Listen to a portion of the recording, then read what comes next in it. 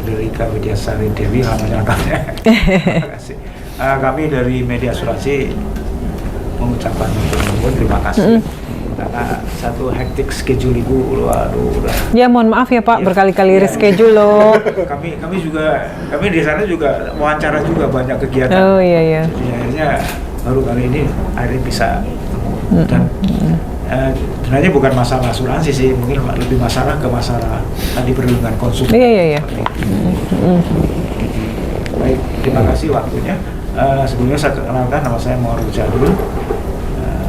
Saya itu dulu member Bu, terus setelah itu 12 tahun kemudian pegang perusahaan ini, jadi saya pegang di situ. Jadi, kemudian Pak Saris ini dulu dari bisnis Indonesia 12 tahun. Itu udah ketemu, iya.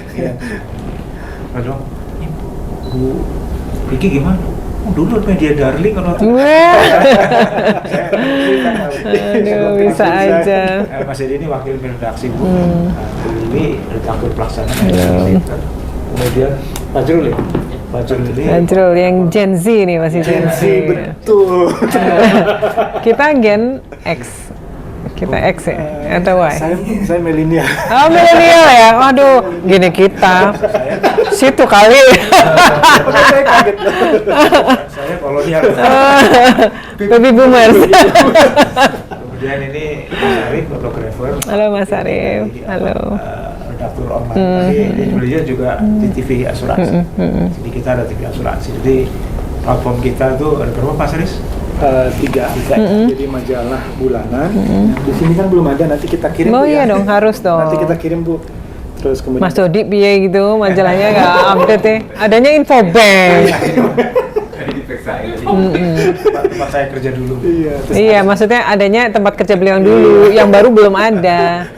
Terus ada online juga, terus kemudian ada digitalnya di salah satu di YouTube, gitu. Di YouTube kita cukup aktif untuk baik short maupun yang web clipnya, gitu. Jadi mungkin kegiatan-kegiatan OJK yang terkait identitas literasi nanti juga bisa misalkan share ke kami, nanti bisa kita naikin juga di online dan juga di harus dong. Termasuk kerjasamanya ini kami tunggu. Oh iya. Oh itu Mas Dodi doang itu. Itu kalau dia bilang nunggu Ibu Kiki, bohong itu. Itu ada di Mas Dodi aja kekuasaan penuh. Jadi sekarang ini di website kita kan ada yang gratis, ada juga yang berbayar. Jadi kalau berbayar, paid kita loh kalau paid karena kerjaan juga capek, jadi harus ada yang berbayar. Iya. Tapi yang gratis ada Bu. Ada ya. Ada Untuk edukasi ya. Apa Mbak? Berita apa? Ini ya, kena lampu ya? Kenapa? Nggak usah pakai, please kalau oke. Aman ya? Oke. Yuk. Jadi ini kenapa hadir banyak seperti ini di asuransi karena OJK kelas berat. Jadi Ibu nggak berat, tapi Pak Ugi kita wawancara. Jadi kalau Ibu lihat contoh cover kita atau mungkin seperti Aku lihat, saya udah lihat. Di balik cover itu ada kita semua. Oh iya. Kalau khusus cover kita memang kameramen gitu wawancaranya. Wawancara, jadi memang tim gitu. Tim banyak. Baik Bu, terima kasih untuk waktunya sekali lagi. Ini saya nanti mengawali pertanyaan yang mudah Bu, karena pusing-pusing nanti Pak masuk ke sini semuanya. Saya mudah. Iya. Mudah buat Ibu. Ibu lahir di Cepu ya Bu? Oh iya bener, mudah berarti. Iya betul. Kita belajar dulu Bu. Masih muda77 saya kuliah di UGM. Iya 75 saya lahir Pak ya. Oh, Bapak ambil apa di UGM? Psikologi. Oh aduh, saya dibacain nih. Iya. Gimana Pak kalau yang itu? Secara psikologi gimana Pak? Agak ada perlu healing? Iya kayaknya. Zaman psikologi dulu ada mata kuliah mental health. Saya nggak ngerti itu gunanya itu apa. Ternyata sekarang sangat perlu ya. Sekarang iya, saya dulu nggak ngerti. Dan buat apa gitu Iya, kan? dulu nggak ngerti. Orang zaman dulu happy semua ya. Iya. Baik Bu, kalau Ibu karir awalnya waktu itu di pasar modal. Pasar modal baru kemudian ke OJK. Betul. Waktu itu Ibu memang cita-cita banget bekerja di pasar modal atau karena apa? Awal. Waduh susah banget ya. Enggak. Iya Pak, jadi kalau Bapak dulu kuliah tahun 77 ya, kebetulan tempatnya sama ya Pak ya. Saya di UGM di Fakultas Ekonomi. Saya memang senang ekonomi ya, senang belajar tentang ekonomi di Indonesia dan lain-lain. Dan kemudian ketika saya S2 tuh ngambil MBA kan Pak. Nah di MBA itu saya ngambil kekhususan atau majornya tuh di finance, di keuangan. Dari situ saya mulai senang sama pasar modal, tentang bursa saham, terus kemudian tentang obligasi dan lain-lain. Yang saya lihat yang sangat membekas di hati saya tuh ketika investasi itu menjadi part of everyone's life gitu. Jadi kalau misalnya kita lagi break istirahat di sekolah gitu ya. Kalau orang lain di sini mungkin ngosipnya apa? Kiko sama Pak Rela ngosipnya apa misalnya? Wow, tadi malam apa gitu, gosip apa? Kalau di sana ini bicara tentang saham. Tentang saham. Oh, kemarin CEO-nya ini mengatakan apa gitu. Nanti ini bakal naik nih harga. Jadi saya mengamati kenapa orang itu menjadikan saham itu sebagai investasi semua orang. Juga kalau kita misalnya break makan malam dengan keluarga kan di sana saya ada host family yang orang Amerika gitu ya. Mereka itu bicara tentang obligasi dan lainnya. Oh, ternyata karena di Amerika itu memang mereka harus investasi karena suku bunga di banknya kan sangat rendah waktu itu ya. Jadi memang orang itu mau nggak mau harus investasi. Beda kayak di Indonesia dimanjain risiko bunga tinggi kan. Jadi orang ngapain investasi, pusing, ada risikonya dan lain-lain. Tapi saya melihat bahwa ternyata kalau orang mau sejahtera itu hanya ada dua kan, dari penghasilan atau dari investasi. Nah, saya makin tertarik. Jadi finance itu kan ada corporate finance, ada capital market kan. Akhirnya saya mendalami capital market dan waktu itu sebetulnya waktu kuliah itu saya udah keterima S3 juga di sana di Amerika. Tapi orang tua saya bilang pulang dulu deh gitu, setahun aja gitu. Ternyata terkena perangkap gitu ya, jadi nggak balik lagi. Mungkin kalau saya ngambil S3 udah nggak pulang lagi gitu ya. Tapi ya udah, terus saya di Indonesia terus bekerja di Bursa Efek Jakarta waktu itu ya, ketemu beliau-beliau.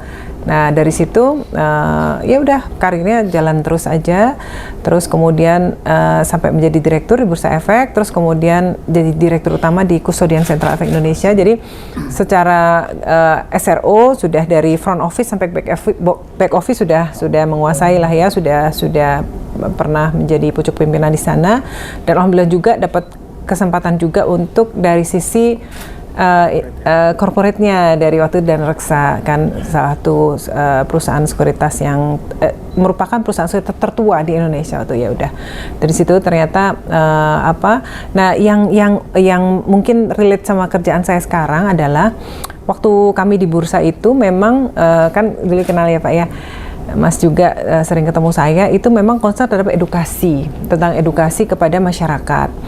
Nah, waktu itu memang tidak ada satupun organisasi yang fokus kepada edukasi.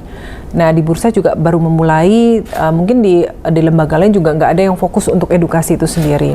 Bahkan waktu itu dibilang, ini buat apa? Misalnya ngajarin mahasiswa nggak ada uangnya, buat apa diajarin investasi? Saya bilang enggak, ini tuh seperti long term investment juga, kita berinvestasi kepada generasi muda, dan sekarang kalau marketnya juga tumbuh seperti ini, saya yakin itu bagian dari apa yang kita lakukan di masa lalu. Terus yang unik juga terkait pelindungan konsumen, waktu di pasar modal itu kami yang menginisiasi waktu fit and proper untuk calon direksi bursa 2009, kami mengajukan yang disebut dengan mekanisme perlindungan investor di pasar modal. Ya kalau di perbankan kan ada LPS, nah di pasar modal kan belum ada. Karena setiap kali kita roadshow, selalu orang tanya, aman nggak bertransaksi di pasar modal? Nah kalau dari sisi mekanismenya, pelindungan itu kan ada mekanisme di KP-nya ya, Clearing Penjaminan Efek Indonesia. Tapi kalau dari sisi keamanan dari fraud, dari broker dan lain itu belum ada. Makanya kami mendirikan itu. Dan itu inisiasi dari awal, belajar di SIPC di Amerika dan lain-lain. Terus ya alhamdulillah bisa sampai sekarang, dan ternyata apa yang saya lakukan dulu itu ya menuntun saya untuk masuk ke sini gitu, di bidang yang benar-benar saya seneng. Makanya Pak Rela sama Pak Kiko kalau diajak meeting capek ya, karena saya begitu passionate sama hal ini gitu loh. Jadi memang seneng mengedukasi, melindungi konsumen, melindungi nasabah, dan juga sekarang yang baru itu adalah market conduct, tentang pengawasan perilaku pelaku usaha jasa keuangan gitu Pak ceritanya. Kalau Ibu tertarik OJK gitu, karena enak-enak di bisnis gitu, karena di dunia bisnis kan, lebih bisnis di pasar modal daripada di mana di otoritas gitu, mungkin lebih enak Pak. Bukan tertarik pada otoritas. Ternyata saya cocoknya sebagai regulator memang. Jadi kalau di bursa, di KSE juga kan self-regulatory organization. Saya udah mencoba di korporasi juga, ternyata passion saya memang untuk pekerjaan yang seperti ini, yang kita bagaimana kita menyumbangkan pemikiran kita, tenaga kita, terus kemudian bagaimana kita melihat industri, apa yang bisa kita perbaiki, apa bisa kita tingkatkan, apa kemudian development apa yang bisa kita lakukan untuk bagaimana kemajuan-kemajuan yang ada gitu. Jadi dulu waktu di bursa kami juga di bagian pengembangan pasar kan, market development. Jadi ngembangin produk baru, terus kemudian bikin indeks baru, kemudian banyaklah kita lakukan ngembangin syariah di pasar modal bisa sampai sekarang itu karena kami juga memulai untuk mengajukan fatwa dan lain-lain, ngembangin indeks saham syariah Indonesia, terus kemudian segala macam mekanisme infrastrukturnya.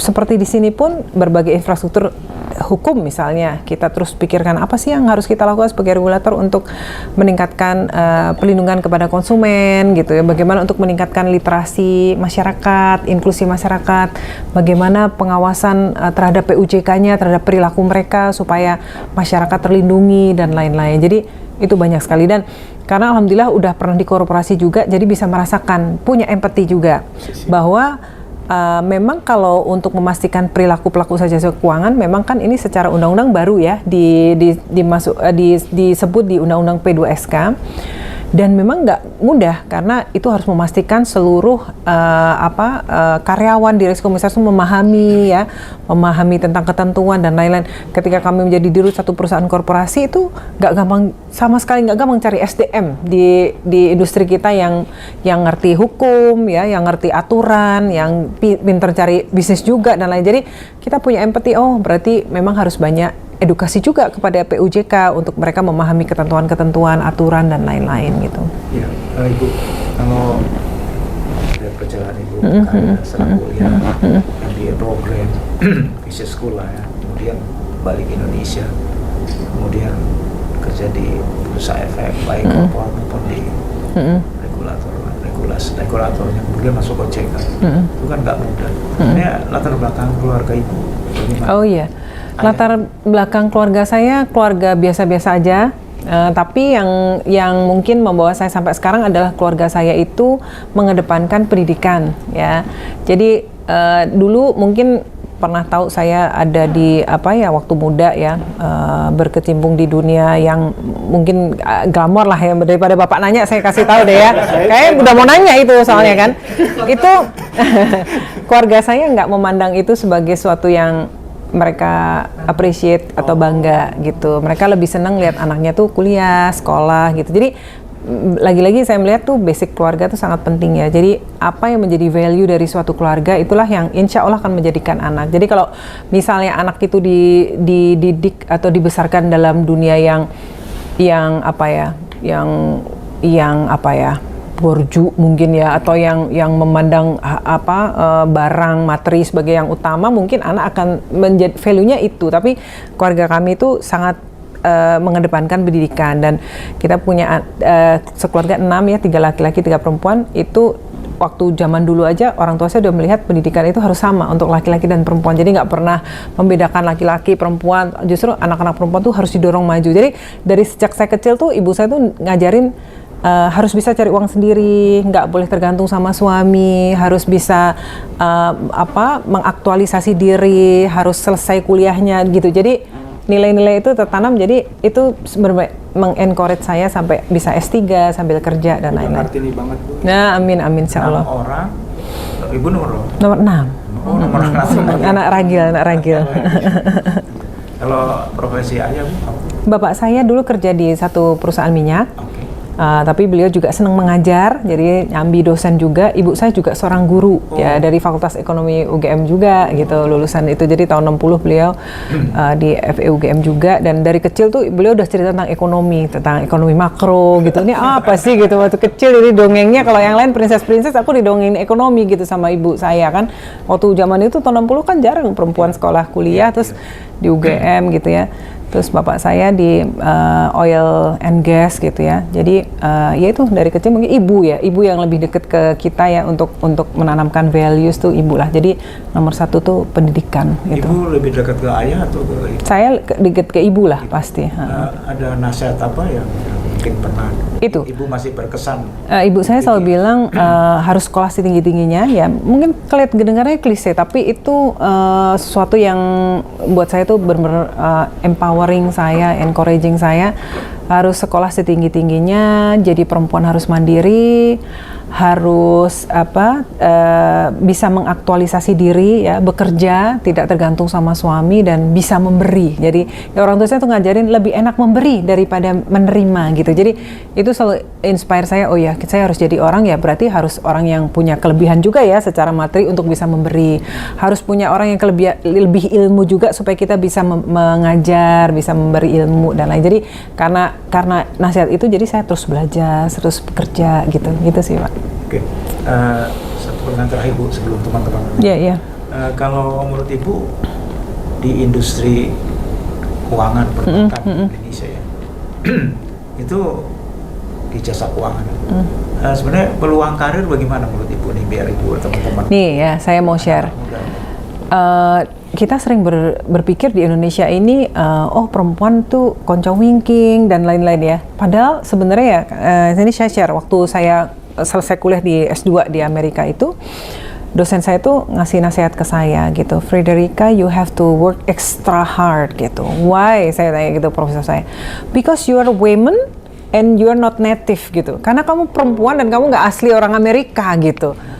Yang menggelitik buat saya, di negara seperti Amerika juga masih bilang karena kamu perempuan, gitu ya. Berarti sebenarnya di mana-mana tuh ada gitu ya. Ketidaksamaan tuh ada. Jadi kalau kita belajar tentang ilmu di sekolah dulu kan ada yang namanya glass ceiling sama glass walling ya. Glass ceiling tuh artinya perempuan itu kayaknya nggak ada halangan apa-apa, tapi sebenarnya nggak bisa naik ke atas gitu. Atau glass walling, agak susah berpindah dari satu departemen ke departemen lain karena keterbatasan sebagai perempuan dan lain-lain. Jadi sebenarnya itu ada. Dan saya melihat sebenarnya di Indonesia itu justru sangat terbuka ya untuk perempuan. Kalau kita lihat di OJK ini mungkin pegawai juga udah setengah-setengah perempuan, laki-laki gitu ya.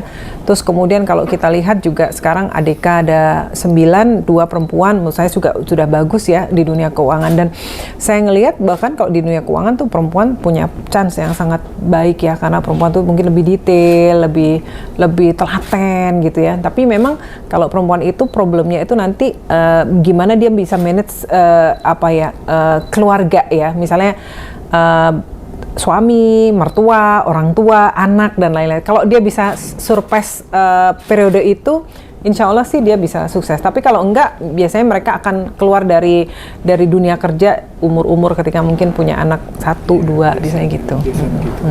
Dari saya udah bicara Mas. Saya melanjutkan yang ini Iya, tadi Bu. enggak. Jadi mungkin bisa share juga bagaimana cara Ibu melewati tadi tuh tahapan-tahapan yang bagaimana memanage atau membalance antara karir dan keluarga. Oh iya, jadi gini, dulu sebelum menikah itu saya agak gimana, khawatir kalau sebagai perempuan karir nanti kalau nikah gimana ya gitu. Tapi ada teman saya tuh nasihatnya, mungkin dia ngomongnya sambil lalu, tapi itu membekas banget. Dia bilang gini, kamu pasti bisa lah, kamu kerja aja sukses kok, masa rumah tangga nggak bisa. Saya mikir, berarti keluarga itu harus manage juga ya, seperti manajemen juga, ilmu manajemen juga gitu. Jadi saya benar-benar dari awal tuh memanage ya. Pertama nyari spouse ya, ini mungkin buat nasihat buat yang jomblo-jomblo tuh.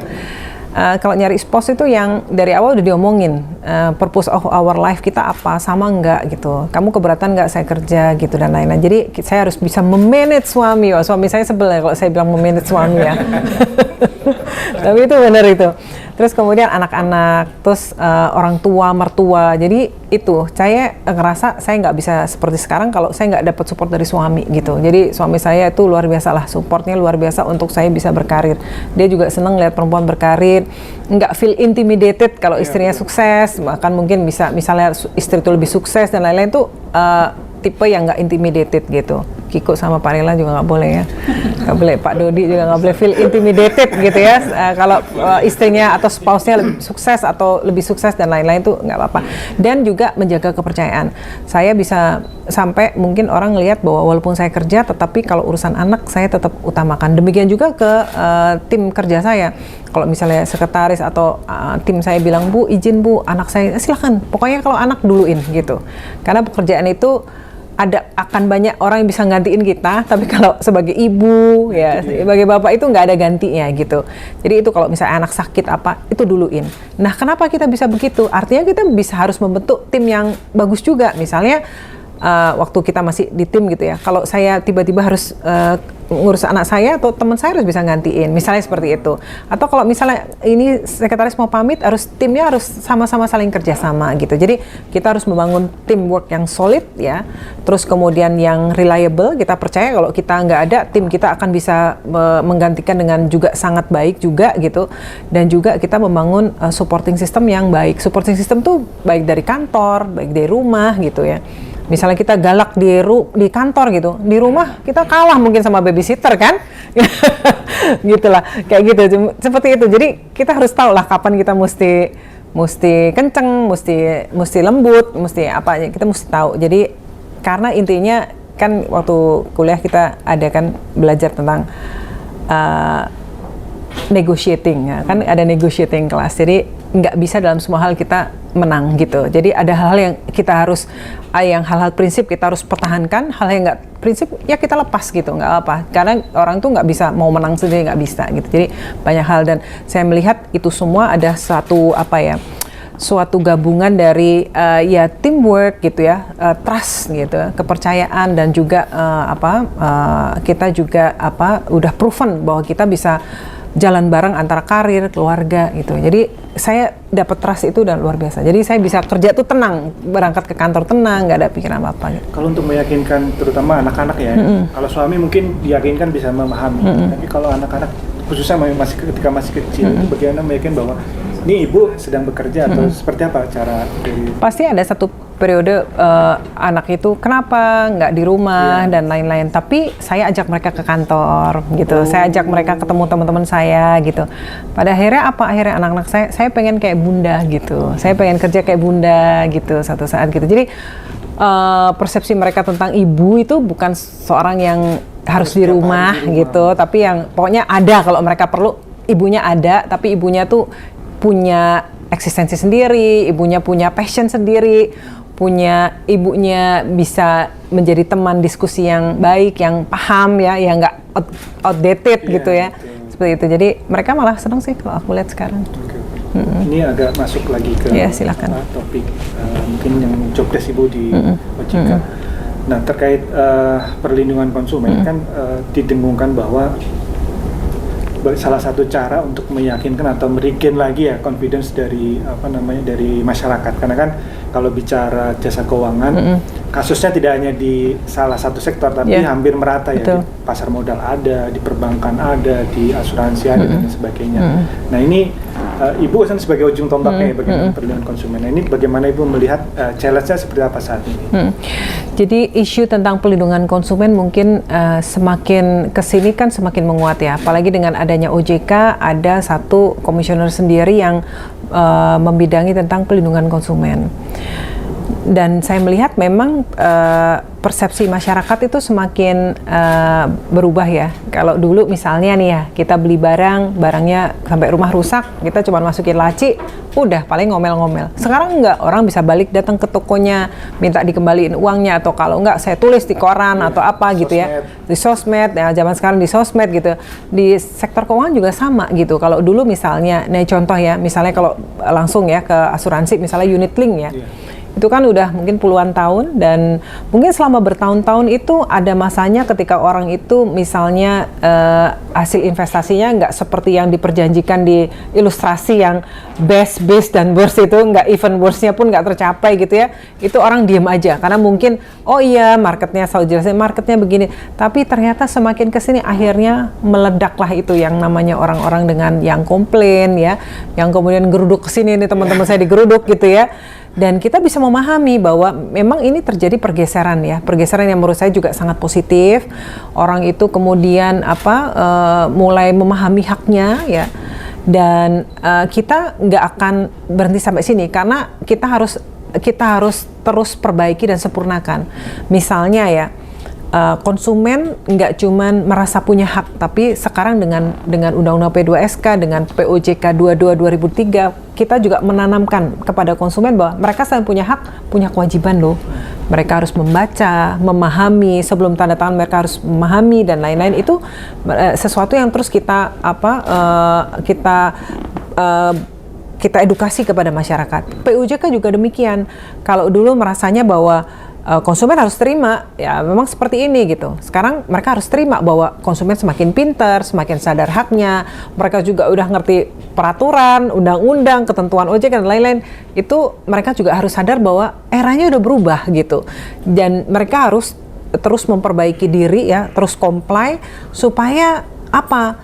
Kalau kita melihat kan kalau konsumen itu seneng ya, mereka mungkin ya dalam perjalanannya ada produk yang nggak sesuai dengan keinginan konsumen, tapi handlingnya itu dengan baik gitu ya, dengan memuaskan. Itu kan loyal konsumen itu kan akan balik lagi, dan itu menjadi kekuatan yang dahsyat dari any POJK. Semua POJK akan menurut saya itu adalah kekuatan utamanya adalah konsumen yang loyal gitu. Jadi itu sih saya melihat seperti itu. Era pelindungan konsumen sekarang udah semakin menguat, orang sudah semakin sadar, dan makanya ayo sama-sama kita terus melakukan perbaikan gitu. POJK juga mungkin agak kaget ya kemarin dengan adanya konsumen yang marah, konsumen yang kemudian demo, konsumen yang berkemah, konsumen yang geruduk gitu ya. Dan itu menjadi satu yang momentum yang harus ayo sama-sama introspeksi diri, apa yang bisa kita perbaiki. Bersama-sama juga misalnya mereka sebagai POJK nggak cuma jualan produk, tapi secara berkala memberikan edukasi kepada konsumennya dan lain. Jadi teruslah kita melakukan perbaikan bersama-sama. Dan saya melihat kalau dengan ketentuan kita yang ada dengan POJK 22 2003 yang sebelumnya POJK 6 itu, kalau POJK mematuhi itu juga istilahnya itu juga for their own good gitu ya. Maksudnya mereka harus memastikan misalnya agen penjualnya itu memahami, memastikan konsumennya memahami. Jadi terus kemudian ada ketentuan misalnya rekaman gitu ya. Kalau mau jual harus direkam dulu, difoto dulu dan lain, dokumentasiin dulu. Itu juga untuk kebaikan POJK juga gitu. Jadi sama-sama lah, dan harus semua yakin bahwa OJK itu ada di tengah. Kita tuh harus strike the right balance, bahwa kita harus adil antara pengembangan dari perusahaan-perusahaan itu POJK untuk maju perkembangan juga untuk konsumen. Jadi kita harus selalu ada di tengah gitu. Kita nggak boleh berat ke sini. Dan kita selalu bilang, mungkin kalau dari majalah asuransi banyak perusahaan asuransi yang baca, semua aturan kita OJK tidak untuk melindungi konsumen yang nakal itu. Jadi tidak untuk melindungi konsumen yang nakal.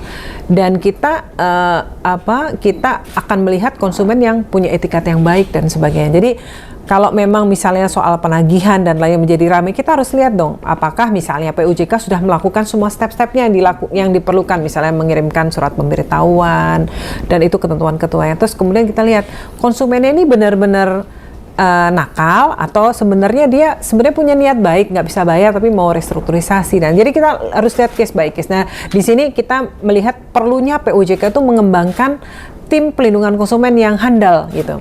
Dan saya lihat di beberapa perusahaan sekarang udah bagus tuh ya, cara mereka konsumen handlingnya sudah bagus, mereka punya call center, terus mereka edukasi agen-agennya semakin bagus. Saya melihat itu karena ya kita moving toward current situation gitu, yang semakin menurut saya semakin baik lah gitu. Nah, pertanyaan saya selanjutnya adalah bagaimana memastikan POJK 22 ini, contohnya kan yang terbaru POJK 22 itu berjalan dan diaplikasikan oleh semua LJK. Karena kalau mungkin bicara kondak yang lain, misalkan bicara soal ketentuan RBC, permodalan, itu kan laporan keuangan, itu kan reportnya jelas, Bu. Nah, sementara kalau ini kan detail, bahkan udah kadang-kadang masuk ke spesifik produk tertentu. Nah, ini bagaimana jika memastikan bahwa marketing produk ini sudah sesuai, jadi tidak menunggu ketika ada case muncul, kemudian kayak semacam ditelusuri apakah kondak ini dilakukan, tapi secara preventif memastikan bahwa itu semua sudah dilakukan. Bagaimana? Betul. Ini sekarang kita masuk ke era baru. Saya selalu bilang ini era baru. Kalau dulu orang itu cuman care sama ketentuan terkait prudential ya, terkait kesehatan bank, kalau di asuransi RBC-nya ya, berbagai rasio kesehatan perusahaan dan lain-lain. Sekarang ini ada loh ketentuan tentang kondak ya. Kalau kita tarik sedikit lebih mundur lagi ya, atau secara lebih global gitu ya. Kalau di dunia itu kan mazhabnya ada bermacam-macam. Ada yang pertama itu antara pengawas prudensial dan market conduct itu beda atap ya. Makanya itu namanya external twin peak ya, external twin peak. Itu ada di beberapa negara ya, misalnya di Inggris, Australia dan lain-lain. Indonesia kita khusus internal twin peak. Kita pengawasan prudensial dan market conduct di dalam satu atap. Bagus apa enggak? Kita lihat bagus. Kenapa? Karena saya dengan Pak Ogi misalnya, saya dengan Pak Dian, saya dengan Pak Inarno, kita kan selalu ketemu setiap Rabu dengan forum rapat Dewan Komisioner. Kita selalu melihat dari dua sisi. Kok di luar negeri enggak loh? Kalau ada pelanggaran market conduct, pengawas market conduct nggak harus izin dulu sama pengawas prudensial untuk kasih sanksi. Demikian juga pengawas prudensial nggak akan diskusi apapun dengan pengawas market conduct-nya untuk ngasih sanksi. Dan itu bisa berbahaya buat misalnya going concern satu perusahaan. Misalnya kita sanksi perusahaan. Kalau dari sisi misalnya ketentuan market conduct-nya pelanggarannya berat nih, kita kasih sanksi segini, misalnya kita harus minta mereka ngembaliin kerugian konsumen ya, waktu itu misalnya ada kasus ya sampai misalnya 100 miliar misalnya, kita harus lihat dong ini going concern terganggu nggak gitu. Makanya kita harus selalu diskusi dengan pengawas prudensial, dan itu kita komunikasi dan koordinasinya berjalan dengan sangat baik saat ini dengan pengawas prudensial atau pengawas sektoralnya, dan saat ini juga udah semakin tumbuh kesamaan pikir dan kesepakatan, apalagi udah disebutkan di Undang-Undang P2SK ada kewenangan atributifnya tentang pelindungan konsumen dan juga pengawasan market conduct. Sekarang nggak ada orang yang even kenapa pengawas market conduct begini, kenapa nggak ada lagi. Sekarang semua udah satu kesatuan karena udah disebut di undang-undang itu sih, Mas. Ya. Nah, kemudian kalau kita bicara tadi di LJK dulu kan ada kondak untuk LJK, tapi di sisi lain juga konsumen ternyata juga punya hak-hak. Nah, pertanyaan saya adalah bagaimana OJK menyosialisasikan hak-hak yang dimiliki oleh konsumen tersebut. Ya, tadi terkait pertanyaan Mas tadi ya, gimana sih OJK memastikan ya itu berjalan dengan baik. PUJK juga paham ya, tadi aku belum address itu secara lebih mendalam. Pertama tentu kita sosialisasikan ya. Pertama, mungkin saya tarik dulu. Waktu kita membuat PUJK itu, pertama tentu kita merupakan turunan dari Undang-Undang P2SK yang baru. Jadi itu merupakan respon cepat kita lah atas adanya Undang-Undang P2SK. Kemudian yang kedua, sebelum kita menggodok satu ketentuan itu, teman-teman saya nih Pak Rela, Pak Kiko itu ngundang industri dulu, kita diskusi dan lain, kasih masukan dan lain-lain. Dan kita juga berdiskusi dengan teman-teman dari pengawas sektoralnya dan lain. Jadi kita dari akademisi, dari teman-teman semua lah kita dengarkan gitu ya, masukan mereka. Dan kemudian kita lahirlah si PUJK 22 tahun 2023. Dalam perjalanannya tentu kita harus melakukan sosialisasi. Ada yang protes nggak? Ada, pasti ada. Nggak apa-apa. Karena apa? Ternyata mereka protes itu karena ketidakpahaman atau bacanya belum sempurna lah gitu. Kita selalu bilang bacanya belum selesai ya Pak ya gitu. Kita bilang gitu. Jadi misalnya tentang penarikan barang jaminan atau agunan gitu ya. Nah itu kan ada undang-undang jaminan fidusia ya. Itu secara ketentuan kita nggak akan mungkin bertentangan dengan undang-undang yang ada gitu. Dan itu nggak usah khawatir bahwa misalnya dengan ketentuan ini terus PUJK nggak bisa narik agunan. Enggak, kalau memang udah terbukti konsumennya itu bertikat nggak baik, nggak bayar, dihubungin nggak bisa, ya silakan aja dengan ketentuan yang ada tuh bisa. Tapi tentu saja ini sebagai respon juga, kan kita harus melihatnya berimbang. Di satu sisi ini ya, kalau yang lagi populis gitu ya, ada debt collector ini rame, OJK kemana nih, gini. Pas kita atur debt collector semua gini, lah ini nanti PUJK-nya marah, gitulah selalu kayak gitu. Jadi kita harus selalu lagi-lagi saya bilang kita strike the right balance. Kita harus lihat duduk permasalahannya, kita harus ada di tengah antara OJK bisa berkembang, berinovasi dengan tidak mengorbankan pelindungan kepada konsumen. Itu kita selalu sampaikan seperti itu. Nah, memang sosialisasi itu kita lakukan terus-menerus baik kepada asosiasi-asosiasi kita semua, asosiasi perbankan, pasar modal, asuransi, kita sampaikan tentang hal ini, dan kita juga welcome kalau ada yang tanya gitu ya, ada datang, Bu ini gini, saya dan tim selalu welcome gitu. Kalau yang untuk ke masyarakatnya? Ke masyarakat kita juga lakukan sosialisasi dengan berbagai pihak, dengan kampus-kampus, dengan beberapa media juga pernah, dan lain-lain. Jadi itu terus kita lakukan sih. Oke. Kalau lihat hasil survei literasi keuangan nasional itu kan di perbankan menurut saya agak unik, Bu. Jadi kalau di perbankan itu tingkat literasinya lebih rendah dibandingkan tingkat inklusinya. Betul. Sementara kalau di asuransi kebalikan. Nah, ini kalau Ibu melihat bagaimana, Bu? Nah, ini juga nih teman-teman dari perasuransian, ini juga sekalian titip ya. Ini memang satu fenomena yang ini proven by survei gitu ya. Jadi kalau kita lihat surveinya, survei nasional literasi inklusi keuangan di 2022 itu unik ya. Pada umumnya itu kan tingkat inklusi lebih tinggi daripada literasi. Kadang-kadang banyak orang menggunakan produk karena tapi nggak tahu, tapi karena memang mungkin dia gajian lewat situ, dia harus buka rekening ini dan itu, akhirnya orang otomatis buka, literasinya lebih rendah. Yang paling kentara adalah perbankan, tetapi yang unik di asuransi. Asuransi itu literasinya sekitar 36%, tapi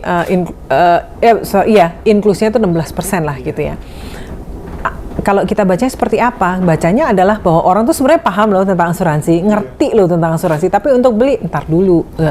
Aku masih takut nih, apalagi yang kasus-kasus kemarin rame dan lain-lain. Jadi menurut saya ini adalah memang eranya untuk berbenah sama-sama, dan saya lihat sudah perkembangan luar biasa dengan adanya aturan-aturan baru dari sisi prudentialnya dari tempatnya Pak Ogi.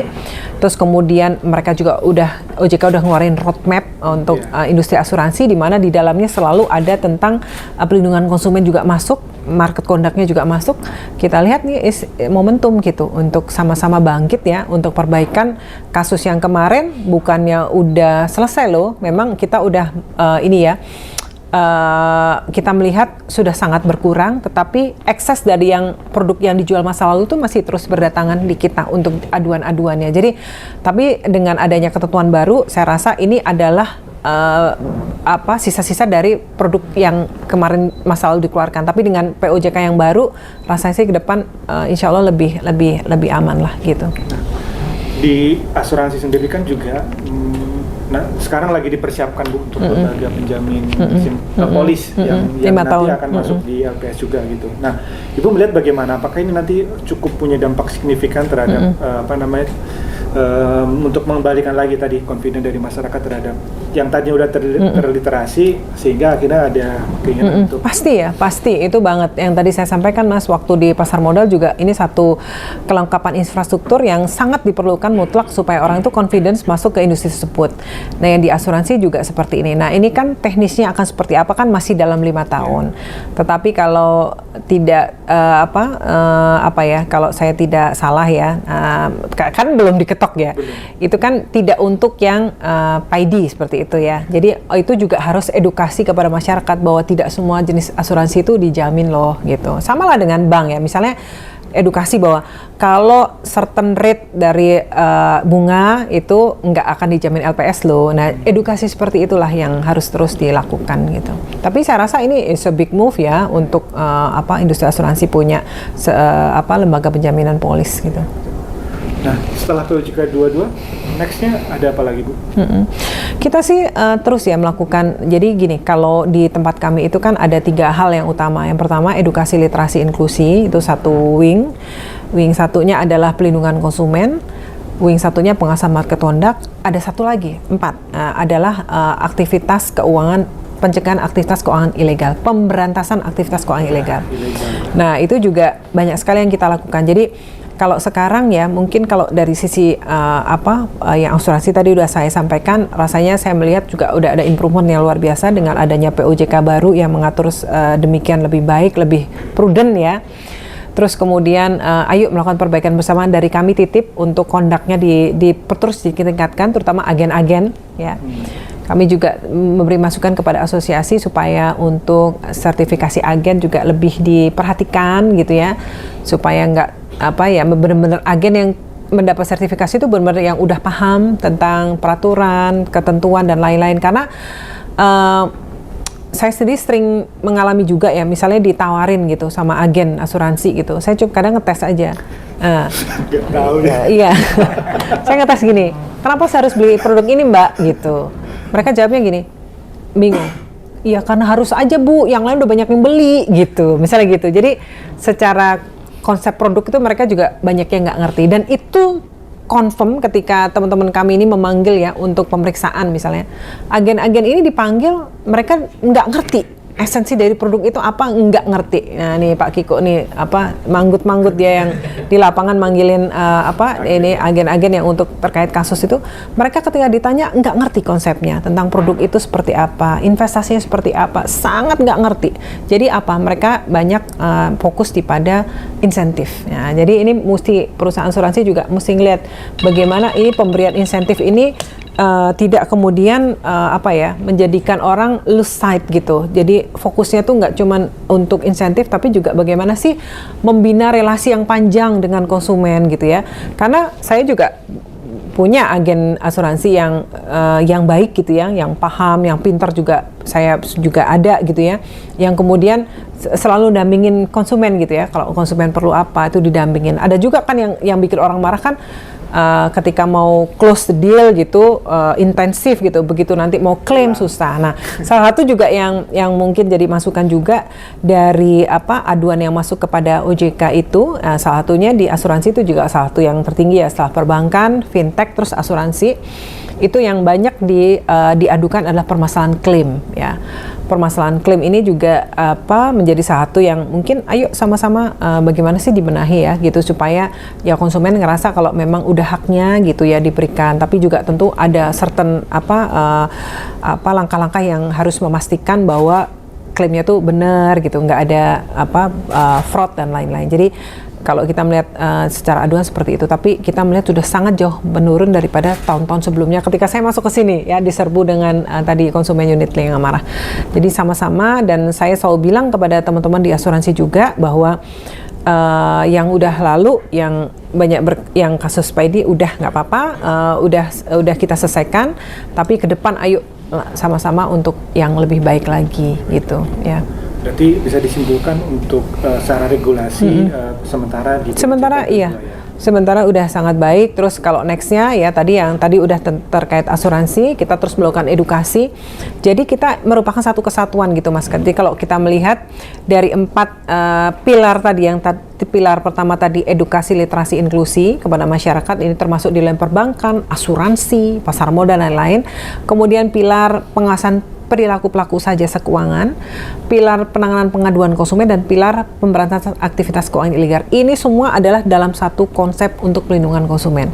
Jadi bagaimana aduan-aduan yang masuk ke kita itu yang akan memberikan insight kepada kita, pengawasan market conduct-nya mau masuk yang mana nih? Apakah mau masuk ke perjanjian baku? Apakah perilaku agennya? Apakah melihat apa di dalam? Karena salah satu penanda yang paling gampang ada masalah di satu perusahaan, banyaknya aduan konsumen. Itu aja ciri-cirinya. Jadi kalau misalnya banyak orang mengadu tentang satu hal gitu, mudah sekali. Nanti kita akan masuk ya, kita melihat oh benar, ternyata memang ada sesuatu yang nggak benar di apanya. Jadi kita memberi masukan kepada PUJK, ini yang harus diperbaiki. Ya kalau memang ada pelanggaran tentu kita harus memberi sanksi dan lain-lain. Tapi tentunya untuk semua untuk kebaikan. Kalau tren pengaduan sendiri dalam setahun terakhir bagaimana? Kan ini belum setahun ya, baru kuartal 1. Itu datanya sebentar ya. Bentar ya, saya harus lihat dulu datanya jumlah pengaduan.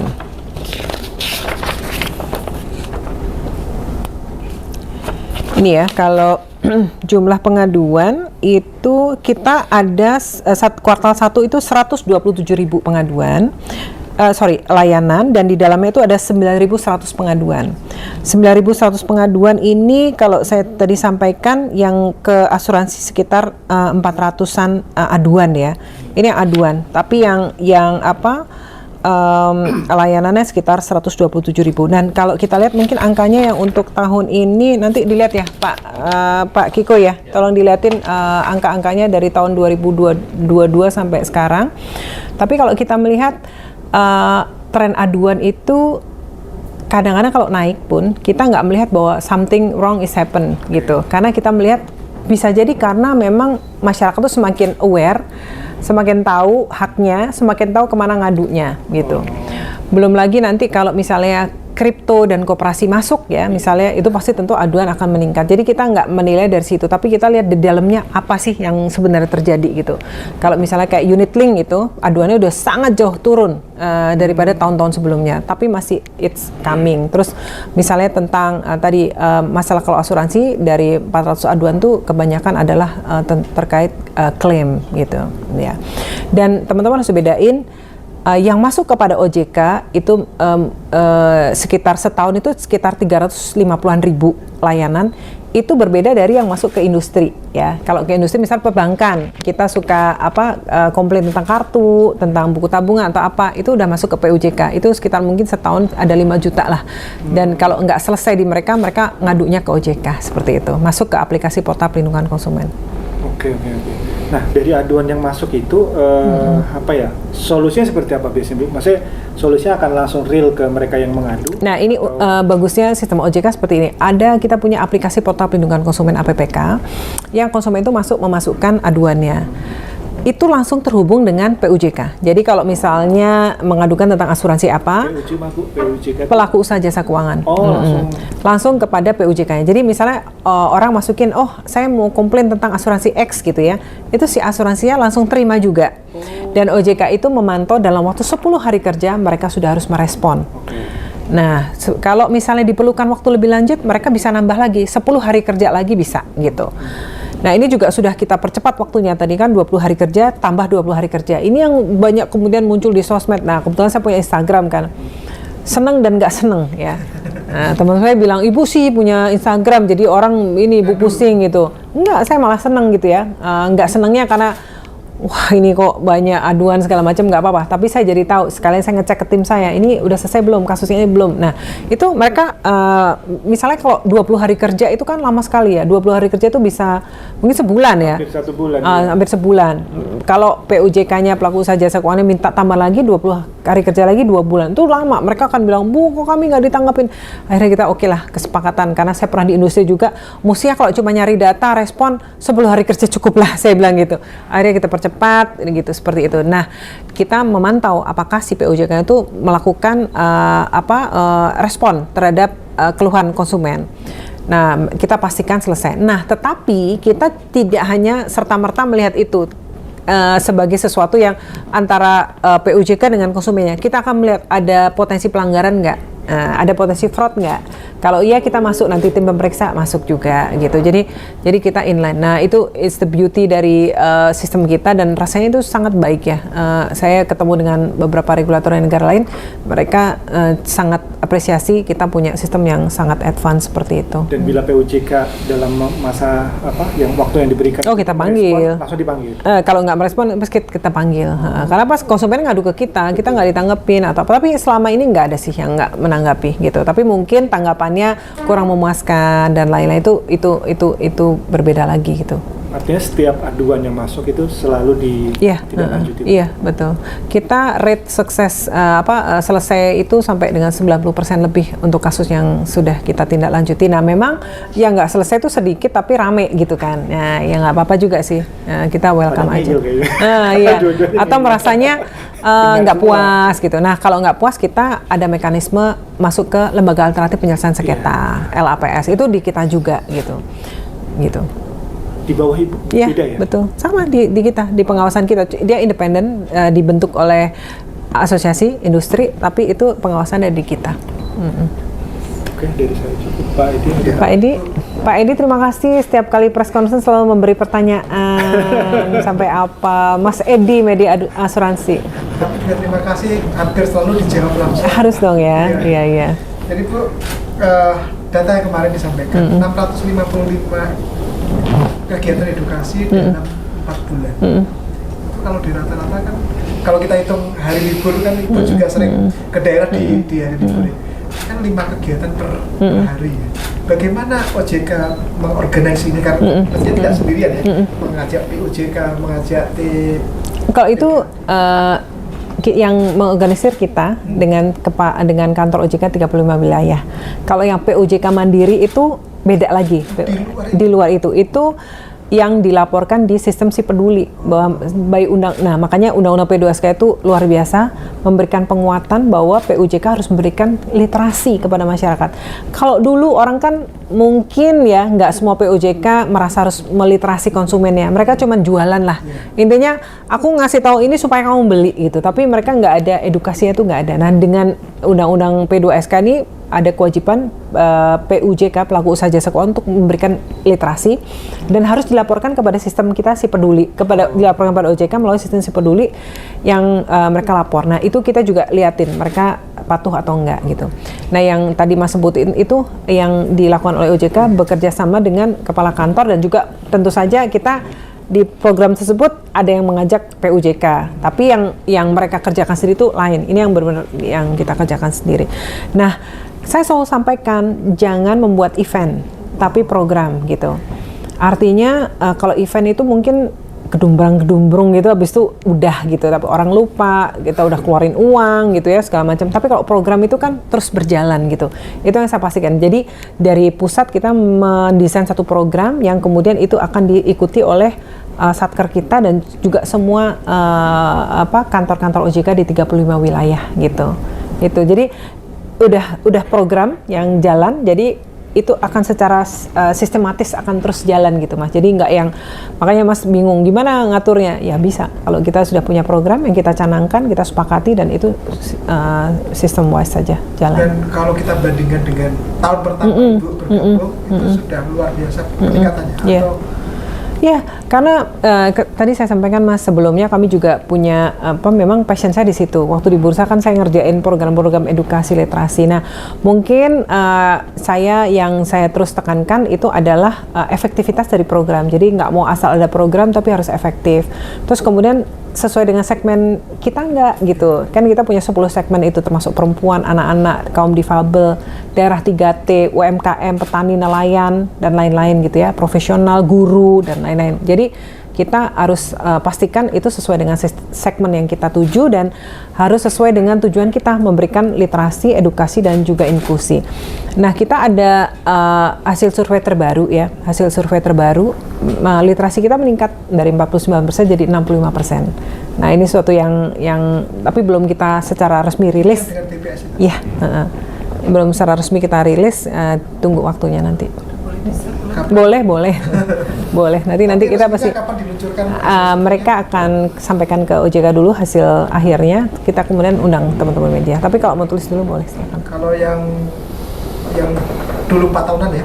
Itu 3 tahun. 3 tahun kan Oktober, nanti kita insya Allah mau tahunan. Ya. Karena kalau 3 tahun kan kita akan ngelihatnya kalau misalnya program kita nggak efektif kan ngejarnya kejauhan ya. 3 tahun. Kalau tahunan kan kalau ini ternyata beloknya terlalu kanan ya kita lempengin lagi kiri gitu. Nah, terkait dengan inklusi dan literasi kan ada TPAKD. Sudah terbentuk di sebagian besar ya Bu ya? Udah. 34 provinsi. Sudah 34 provinsi.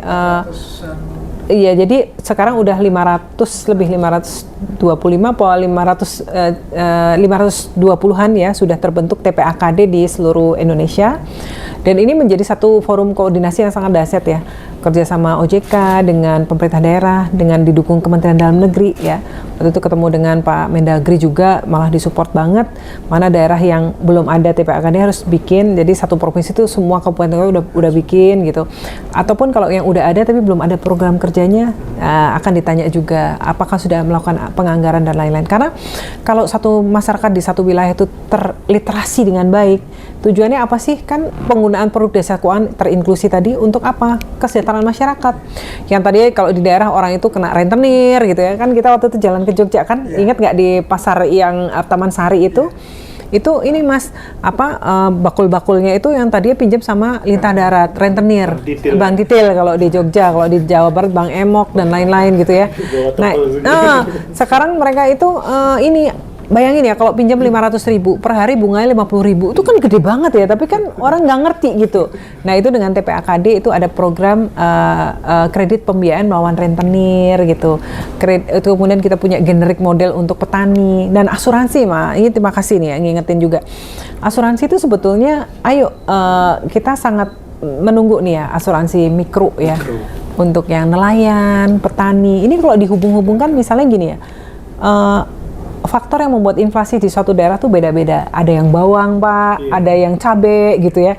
Nah kalau misalnya ada asuransi untuk khusus petani bawang, asuransi khusus petani cabai gitu ya, itu kan sangat membantu lah masyarakat Wong Cili gitu ya. Untuk ya itulah yang sebenarnya diperluin. Instead of misalnya yang banyak kasus kemarin jual produk unit link kepada mereka yang memang sebenarnya nggak cocok untuk produk itu gitu loh. Jadi ayo dibikinin produk yang sebenarnya cocok untuk segmen-segmen tertentu itu gitu. Nah itu kita sangat mendorong untuk supaya ada asuransi mikro seperti itu gitu. Itu Mas. Nah artinya program harus ada di masing-masing TPAKD itu, kemudian juga jalan ya Bu? Jalan dong, harus jalan. Kan itu terus kita pantau dan mungkin nanti saya bisa susulkan angkanya ya untuk seperti kredit pembiayaan melawan rentenir itu juga debiturnya mungkin sudah lebih dari 1.500.000 debitur gitu ya, dengan angkanya sekian triliun gitu. Kalau nggak salah sih 27 triliun, saya nanti dicek lagi ya.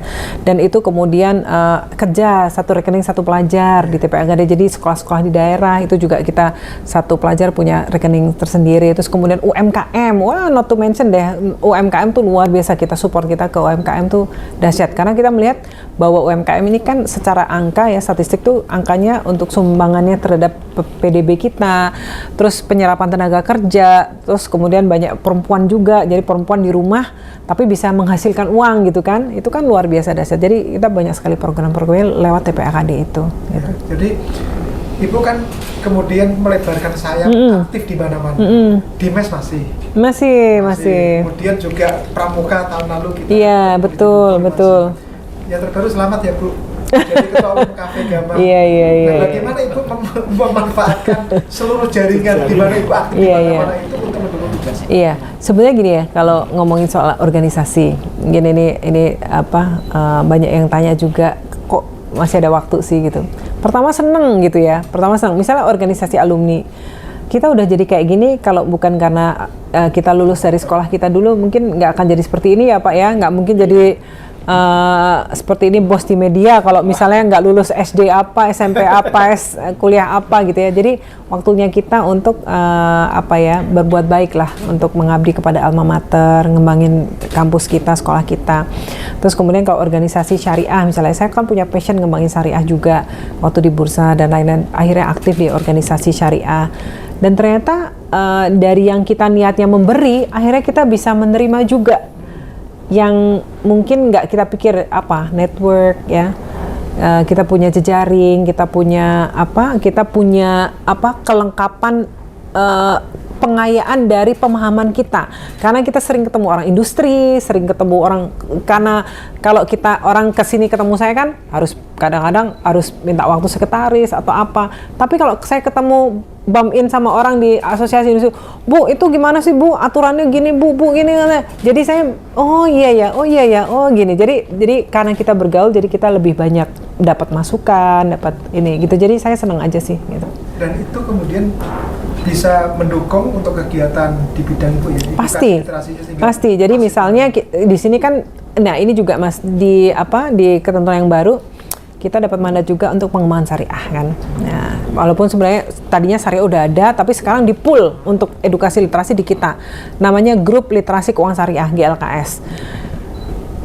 Susah nggak ngembanginnya? Ya, insya Allah enggak sih. Kenapa? Jejaringnya saya udah kenal semua gitu loh. Mau di MES, di IAEI, di DSN MUI gitu kan. Ya tinggal masuk aja dan kita udah ngerti lah. Apa sih yang dibutuhin apa? Mereka tuh dibutuhin apa? Apa yang bisa kita support ya gitu. Jadi itu sangat memudahkan pekerjaan saya dalam hal pengembangan industri. Gitu. Oke, Bu. Edukasi jalan sudah mulai masuk. Kalau kita tadi bicara angka tahun ini saja 655 sudah dilakukan ya. Tentu sudah bertambah nih, kita sekarang di pertengahan Mei kan. Saya pengen berbanding begini. Kalau dulu orang berasumsi untuk yang terjerat ilegal, pinjol atau investasi ilegal itu kan dua, tidak paham dan nafsu tamak. Nah, Greedy. sekarang dengan edukasi yang makin marak di masyarakat dan sampai ke daerah-daerah, apakah bisa kita lihat trennya bahwa semakin teredukasi masyarakat akan semakin turun mereka terjebak dari aktivitas keuangan Iya. ilegal ini? Kalau kita melihat datanya ya Mas, dari tahun 2017 kita udah nutup yang ilegal tuh sekitar 9.000 ya. Itu terdiri dari pinjol ilegal, terus investasi ilegal, gade ilegal. Nah, itu dua arah ya. Jadi yang pertama tentu kita melakukan pemberantasan. Kan kita punya Satgas Pasti yang terdiri dari 16 kementerian lembaga. Terakhir kemarin Kemensos, BIN, Kemenkumham itu masuk ya. Sebagai anggota dari Satgas ini, tetapi di satu sisi juga kita memberikan edukasi kepada masyarakat. Jadi kalau kita lihat, kalau kebayang ya kita udah memberikan edukasi aja, orang yang kena tuh masih banyak. Tapi lagi-lagi Mas, dua hal itu. Yang pertama karena mereka nggak tahu, yang kedua karena serakah. Jadi kadang-kadang nggak masuk akal. Tadi kita juga baru membahas kasus yang saya belum bisa info sekarang ya karena masih dalam proses. Itu adalah orang-orang yang bagaimana orang kaya, contohnya ya punya miliaran gitu, mereka tergiur investasi yang sebulan 10%. Nah, kalau 10% kan 1 tahun uangnya udah balik ya.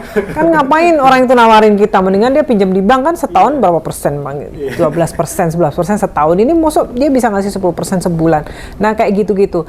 Nah, tetapi namanya penjahat itu modusnya tuh tambah lama, tambah macam-macam. Tambah kayak ini loh, meyakinkan gitu ya, dari mulai tawaran apalah macam-macam lah, investasi kebun lah, trading barang-barang lah gitu ya, misalnya ngepul dulu, nanti uangnya setor dulu, barangnya nggak ada gitu. Terus yang koperasi yang nggak sesuai dengan izinnya, wah banyak sekali deh itu masuk terus ke kita. Jadi kalau kita lihat ya memang kalau kita nggak lakukan edukasi pasti angkanya akan semakin lebih banyak. Dan ternyata memang sudah sangat benar pemberantasan aktivitas keuangan ilegal itu masuk ke ranah undang-undang dan menjadi tanggung jawab koordinasi di bawah OJK. Kenapa? Karena ternyata banyak sekali orang yang kemudian menginvestasikan di investasi bodong tadi, uangnya dari mana? Pinjam ke bank, ke sektor formal gitu ya. Misalnya di satu daerah ya, ada kita temukan satu investasi yang bodong gitu ya. Angkanya udah di atas 1 triliun. Kalau kita lihat mereka uangnya dari mana? Si nasabah-nasabah itu pinjam dari BPR gitu ya. Nah ini kan juga kita juga mesti hati-hati kan, jangan sampai kalau kita berhentikan kemudian terjadi guncangan dan lain. Jadi kita mesti ngelihatnya secara holistik gitu. Jadi saya rasa ini merupakan satu harus kesadaran bersama ya semua pihak untuk memberikan edukasi. Lagi Mbak Yuli, monggo. Ini yang tadi asuransi mikro, itu kalau di OJK juga Ibu bilang tadi kan akan makin digencarkan ya. Nah, Ibu melihat sendiri bagaimana untuk di para pelaku usahanya untuk ya mungkin kalau itu mungkin marginnya kecil ya Bu ya. Jadi mungkin ya ini merupakan satu yang ya harapannya tadi kan Iya, kalau kita sih mengharapkan gitu. Jadi kita misalnya diskusi di tempatnya Pak Ogi ya. Pak Ogi juga sependapat ini bagus nih kalau yang untuk mikro-mikro kan kan kita setiap minggu itu ada market update dan dari regional juga. Kemarin misalnya dari Surabaya gitu ya. Itu menyampaikan untuk bagaimana sih sebenarnya produk ini bisa diasuransikan gitu ya. Nah, itu kita semua sepakat bahwa ini yang diperlukan sebenarnya asuransi mikro gitu.